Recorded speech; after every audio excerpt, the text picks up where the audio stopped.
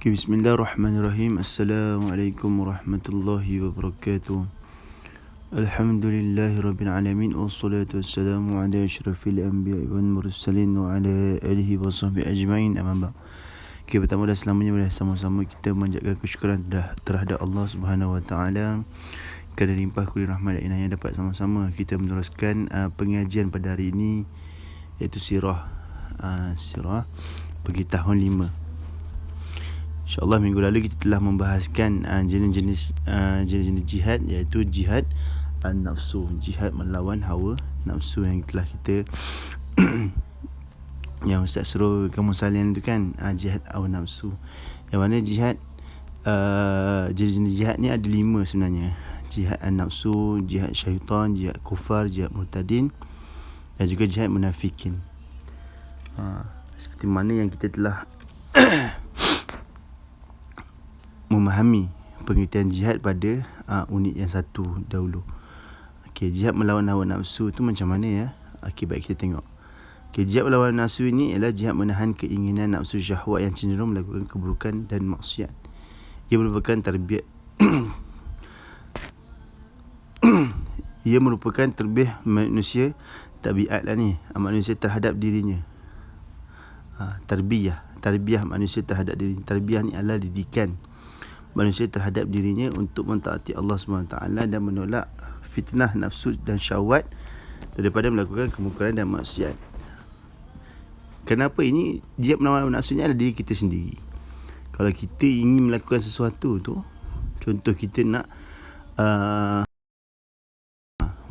menahan makan terlebih-lebih. Contoh, sebab apa kita makan ni hanyalah sekadar untuk hilangkan lapar, bukannya makan pelahap macam bawah tu, nampak tergambar kat bawah tu kan. Dia makan. Kalau kita makan sikit je ayam tu, tapi dia tak lawan hawa nafsu dia. Dia nampak ayam besar, dia makan banyak. Contoh yang lain, mencuri. Kalau kita menahan nafsu kita untuk mencuri, adakah kita akan mencuri? Kalau kita tak menahan hawa nafsu kita nak mencuri orang punya barang, maka kita kena berjihad. Aku tak boleh ni mencuri ni, berdosa ni. Nanti kan kalau orang nampak nanti aku kena pukul lah, aku kena marah lah. Nampak jihad hawa nafsu di situ. Banyaklah jihad hawa nafsu lagi-lagi. Contoh lagi pada bulan Ramadan yang akan datang ni. Macam mana kita nafsu kita menahan daripada kita makan. Sebab bulan Ramadan waktu pagi tak boleh makan. Betul tak? Macam mana jihad kita supaya kita dapat menahan daripada makan ataupun minum, lapar ataupun dahaga, kan? Kalau kita tak dapat melawan jihad kita, lawan nafsu kita, maka kita akan makan minum, maka batal puasa kita. Itu contoh jihad hawa nafsu. Okey, Ibnu Qayyim Jauziyah menyatakan bahawa jihad an-nafs ada 4 bahagian, iaitu jihad yang pertama, jihad untuk memahami petunjuk agama dan kebenaran. Yang kedua, jihad untuk mengamalkan petunjuk agama dan kebenaran. Ini mengenai agama. Mana kita sendiri berjihad, bersungguh-sungguh untuk apa? Untuk kita faham agama dan juga kebenaran. Yang ketiga, jihad untuk mengajarkan kepada orang lain petunjuk agama dan kebenaran. Dan kita memahami, kita mengamalkan, kemudian kita mengajarkan kepada orang lain tentang agama. Yang keempat adalah jihad untuk bersabar menghadapi kesulitan dan gangguan ketika berdakwah. Nampak? Ketika kita dah faham, kita dah amalkan dan kita ajarkan, tiba-tiba kita dapat musibah, orang ejek kita, orang hina kita, kita kena bersabar. Itulah jihad bagi di sisi Ibnu Qayyim Al-Jauziyah. Okey, pada yang kedua adalah jihad syaitan, jihad melawan hasutan syaitan. Yang tadi melawan hawa nafsu. Nafsu tu diri kita sendiri. Yang kedua ni adalah jihad syaitan, jihad melawan hasutan syaitan. Kita tengok apa makna dia. Jihad syaitan ialah jihad melawan syaitan dengan menolak hasutan dan godaan syaitan yang menggalakkan maksiat dan kemungkaran. Ia dicapai dengan merasa takut kepada Allah dan sedar bahawa kita akan bertemu dengan Allah. Ini bertepatan dengan hadis kedua dalam hadis 40 yang mana tentang Nabi Muhammad SAW sedang memberi tazkirah kepada para sahabat. Tiba-tiba datang seorang Arab Badui kepada Rasulullah. Dia datang, duduk depan Nabi, lalu memegang paha Nabi, terus menanyakan soalan tentang apa itu iman, apa itu Islam, apa itu siapa lupa benda tentang tu, iman, Islam dengan macam mana kita nak. Lalu dijawabkannya lah keikhlasan. Keikhlasan. Bila kita buat satu ibadah tu, kita kena menyangka bahawa Allah melihat kita. Yang pertama, kalau kita menyangka bahawa kita melihat Allah. Kalau kita tidak mampu, kita kena menyangka bahawa Allah melihat kita melakukan ibadah tersebut. Itu mengenai iman, Islam dan ihsan. Iman, Islam dan ihsan. Apa makna ihsan? An takuna tara fa in lam takun tara fa innahu yaraka. Itulah dia. Bila kita apa itu ihsan? Ihsan itu adalah bila kita melakukan satu ibadah tu, bahawa kita sentiasa menyangka bahawa kita melihat Allah. Bila kita tidak mampu melihat Allah masa melakukan ibadah tersebut, maka kita kena menyangka bahawa Allah melihat kita. Itu maksud ihsan. Di sini bila kita membuat satu perkara tu, tiba-tiba ada bisikan-bisikan syaitan mahzud. Ahmad, pergilah kamu mencuri telefon orang tu. Nampak tak bisikan syaitan tersebut? Kita kena lawan hasutan syaitan sebab perkara-perkara yang maksiat, yang menggalakkan perkara maksiat. Contoh apa lagi? Bakar, tak payahlah kamu pergi kelas, tak payah dengar ustaz punya pengajaran tu, baik tidur. Nampak? Itu adalah daripada salah satu hasutan syaitan, kan? Fatimah, tak payahlah kamu bangun, tak payahlah kamu pergi sekolah, tidur je kat rumah, kan? Itu antara jihad. Itu antaralah bisikan syaitan. Jadi kita kena jihad, kita kena lawan bisikan syaitan tersebut. Seterusnya adalah jihad al-kufar. Jihad menentang orang kafir. Jihad menentang orang kafir ni bagaimana? Jihad menghadapi orang kafir yang memusuhi dan menentang orang Islam atau menghalang agama ditegakkan. Ia dilaksanakan dengan memerangi mereka walaupun terpaksa berkorban segala yang diperlukan dalam peperangan, sama ada harta atau jiwa. Ini yang berlaku pada zaman Rasulullah lah. Kan, jihad kufar untuk menegakkan agama Islam. Apabila orang kafir itu menindas orang Islam, maka kita kena jihad lah, keluar jihad untuk berperang. Kalau zaman sekarang ni kalau kita tengok dekat mana, Afghanistan, Palestin, kan, nampak penduduk di sana tu diancam oleh orang Palestin, diancam oleh orang Israel. Hari-hari kat Gaza pun ada. Hari-hari kat Gaza, Palestin lah, kan, mereka ditindas oleh orang kafir Israel. Nampak? Jadi penduduk di Palestin tu kena berjihad melawan orang-orang kafir. Sampai sekarang mereka tak habis-habis lagi. Contoh, kalau zaman Rasulullah tu banyaklah perang Badar, perang Uhud, apa lagi perang Khandaq lah, macam-macam perang ada. Jadi sebab apa perang yang dilakukan adalah untuk menegakkan agama Islam. Baik, firman Allah SWT, uzina lilladzi yuqataluna bi annahum zulimu wa innallaha ala nasrihim laqadir. Maksudnya diizinkan berperang bagi orang Islam yang diperangi. Maksudnya orang yang serang kita oleh golongan penceroboh, kerana sesungguhnya mereka telah dianiaya. Dan sesungguhnya Allah amat berkuasa untuk menolong mereka mencapai kemenangan. Ini akan diceritakan nantilah dalam peperangan yang akan datang tu, yang mana Allah Ta'ala membantu Nabi Muhammad SAW dan para sahabat ketika berperang. Sebab apa?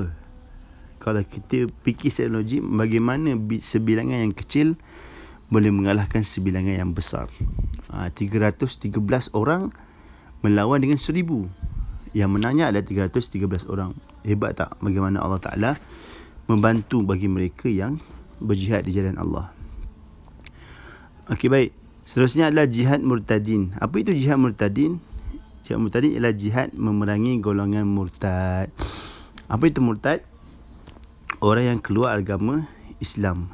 Jihad terhadap golongan orang yang keluar Islam dan menjadi kafir dengan cara mengemukakan hujah kebenaran Islam. Kita nak memerangi golongan orang murtad ni dengan hujah ni, banyak ilmu yang kita kena ada. Kan, macam mana kita nak berdebat dengan mereka ni, susah sangat. Jadi kita kena mengemukakan hujah-hujah kebenaran Islam lah. Contoh di sini, seseorang Islam dikira murtad bila melakukan salah satu sebab berikut.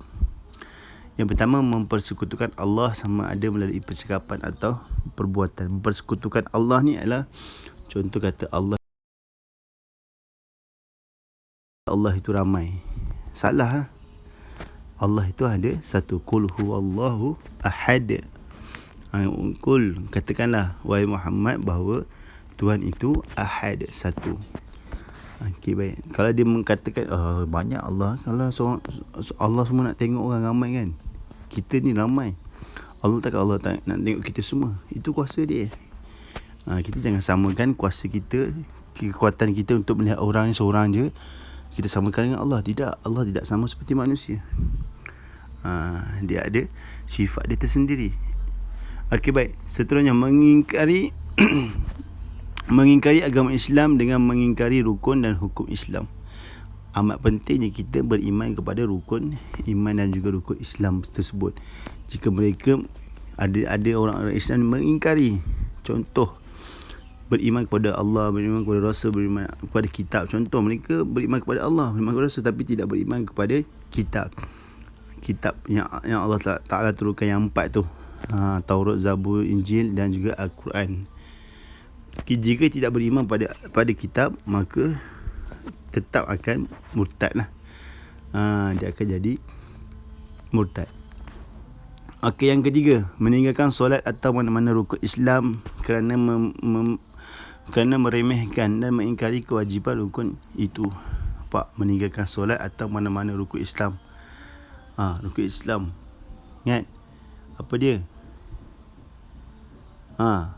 Mengucap 2 kalimah syahadah, solat 5 waktu, puasa, zakat, haji. Jika kita tidak melakukan salah satu daripada 5 ni, maka kita dikira murtad. Nampak pentingnya solat tu.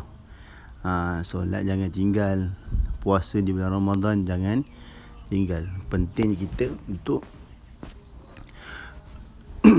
menjaga supaya kita tidak tergolong daripada orang-orang murtadin, orang murtad. Ada bertanya, Ustaz, macam mana kalau saya tinggal solat, Ustaz, saya tinggal puasa, Ustaz, saya tinggal, Ustaz, saya tak bayar zakat, Ustaz, saya tak solat, Ustaz, macam mana? Jadi jika kita buat perkara-perkara ni, maka sebab itulah kita kena sentiasa mengucap 2 kalimah syahadah. Asyhadu an la ilaha illallah wa asyhadu anna Muhammadar Rasulullah. Nampak, sampai tahap macam tu kita kena mengucap. Sebab apa kita mengucap? Masuk Islam. Orang masuk Islam ni dengan mengucap. Aku bersaksi bahawa tiada Tuhan disembah melainkan Allah. Aku bersaksi bahawa Nabi Muhammad itu pesuruh Allah. Nampak? Sampai tahap macam tu. Ada setengah ulama suruh mengucap semula bila kita meninggalkan mana-mana rukun Islam tersebut. Baik, itu saja untuk hari ini. Nanti insya-Allah kita akan sambung pada 2 lagi bahagian, iaitu mengenai jihad munafikin dan hikmah. Bagi kita habiskannya lah ya. Okey, jihad munafikin. Okey, jihad munafikin adalah jihad menentang orang munafik. Jihad munafik ni macam mana? Okey, munafik ni adalah seperti dia orang Islam tetapi dia munafik.